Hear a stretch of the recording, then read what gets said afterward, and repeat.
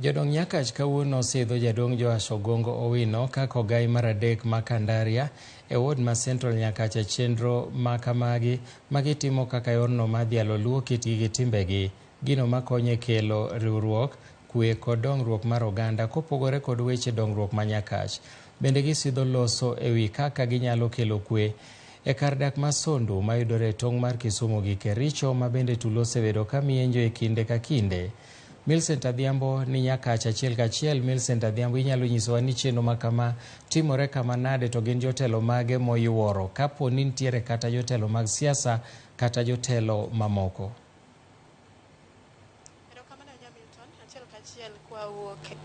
Gweng' ma Kandaria mayudore e ward ma Central Nyakach kuma nyasi mar sidho kondo ne ogai mar adek mar gweng' ma Kandaria dhi nyime ka an kaendi nyasi no idhi tele kod ruodh ogai margi mano jaduong' Ogongo Yano, ma bende ang' ne walos godo achiel kachiel mondo onyiswa ni to nyasi ma kamaendi ang'o miyo gisidhe Nyakach kata ang'o miyo joluo timega mondo mi gweng' ka gweng' obed go gai margi. To tij ogai en ang'o kopogore gi mano be riwruok margi mar jodongo gitimo ang'o kotenore kod weche dongruok kata kotenore kod weche kwe? Anya to sani mwaneno ka tulo Masondu bende nyocho mienjo juma mokalo. Ang'o ma ginyalo wacho e wi wachno machiegni ahinya nyakoromo ga jwang'? Apo biro iri achiel kachiel mondo ichat mamana ni to kawuono un kae utimo ang'o?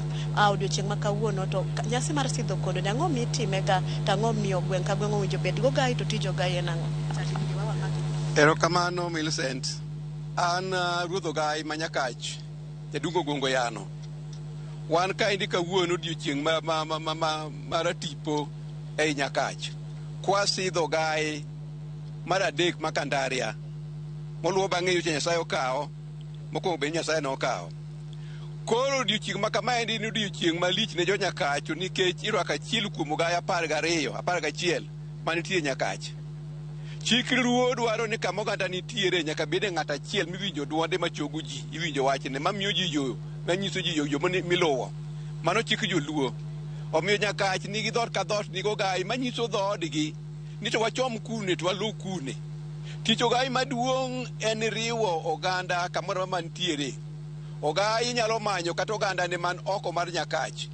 Koseketo gi Nyakach to dwaro mondo ging'ere, giwinjre, ging'ere kaka giti.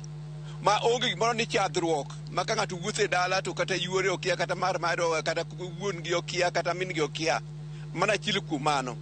To mar ariyo, odwaro ni mondo Nyakach obed gi kwe.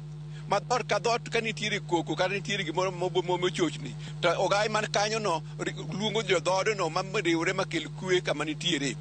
To ka koro wuok oko ma Nyakach, kaka nitie lweny e kindwa gi Lang'o, koro an ruodh ogai mochung' ne Nyakach, onego ane ni to kindwa gi Lang'o ere kaka inyalo losi.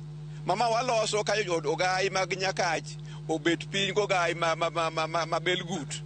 Mwabedo kwa timo, to nikech weche kosebedo kadhi kare, neno ka maendi osebedo kadhi nyime.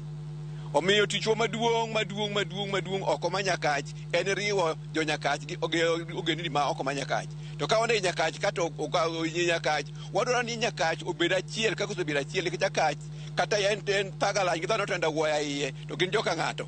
Koro ogai biro nyiso joge ni kata uneno wapogore, kata uneno wan dhot kama to wan joka ng'ato, kata wanyume to wan joka ng'ato ei Nyakach. Be usechano ga wach moro kata chenro moro ma ubro keto nyime kata ubro chwalo nyime eneno ni tulo Masondu oti kaka jodong Nyakach? Tulo Masondu wanywako gi josiasa ma jachung' moro ma Nyakach ma en Adumo Wuoro osebedo kaka temo mano, kendo ka ne Dr. Willy bende wuoye. En gima wawuoro kendo gima wang'udho ka seneta ma Kericho nyalo wacho ni Sondu makelo lweny ni 90% mare ni ei Kericho. To wan wang'eyo kendo neno kwa kwe ni gimonego timre en ni map mantiere manyiso watong' mar jo Lang'o gi jo Kericho gi Nyakach nitiere makolu. To onego otimre kaka entie kanyono, kik onego choche kaka choche sani ni. Mane gima wadwaro ni mondo otimre, kendo wadwaro ni mondo mabno gol, mondo jo Kericho ng'e ni gigi kanye, to wan be wang'e ni gigi kanye. To ok ne ka jo Kericho claim ni gine nwakawo kargi, to wan moj nwakawo wato waling' ti makata gik moko otimore to ok attack jo Kericho. to ineno ka gin giwacho ni karicho ni Kanyakai Tuono ni eigi, to gikelo lweny, ginego jomokia kata gimoro ni tong' nitiere ilaro. Omiyo wadwaro luw laini achiel ei Nyakach gi Lang'o mondo ng'eri to map wacho nang'o, to kama map wachono ema mondo bedie, mondo kuyo bedie.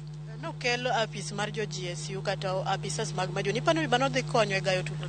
Mago to mana temporary, mano gik for a short time. To wadwaro gima permanent, mok kel wach. Jogo to kwe dhawo masano, to ok tam dhawo machielo chak timre. Mana kamano Milton, kionge penjo iwinjo ka jodongo kotelnegi kod Ruoth Ogai margi ogolo duondgi ka gikwedo tulo masoru amasondu mabende giwacho ni gima gidwano tim mondo yud kwe mochwere en ng'iyo ni to lo masondu Kisumu ochopo kanye to Kericho ochopo kanye to ng'ano mani kod ratiro e wi tong'no endo mondo mi tulo masiko muocho rum. Ka kamano iwinjo ka en nyasi mabende idwani osidhe Ogai mar adek ma Kandaria mondo jogweng' ma Kandaria mondo bed kod duol kod ng'ano machogo wigi koni kod kocha mariwo wigi kendo miyo gibedo kod dongruok kaka owinjore. Ka kamano kionge penjo taduoko ni e studio mondo idhi nyime. Gie thuolo ni endi bende waneno ka nitiere jotelo ma osedonjo kaendi kopogore kod jodongo. Wan kod jotelo, wan kod MCA ma Kisumu ama Central Nyakach Vindadi, wan kod jotelo ma bende osedonjo ka mineno ka gidonjo kanyo ka bende josiasa ma bende ogen ni dhi donjo chien kanyo gin mbele kanyo gin jalup gavana Matthews Owili kod jotelo mamoko bende pok oyuoro gi sani. Kionge penjo taduoko ni e studio. Erokamano ahinya Millicent Adhiambo kuom ripot majaber kowuok e alwora ma Nyakach. Wadhi nyime kama wayudo ni riwruoge mopogore opogore rango ikruok ne kodh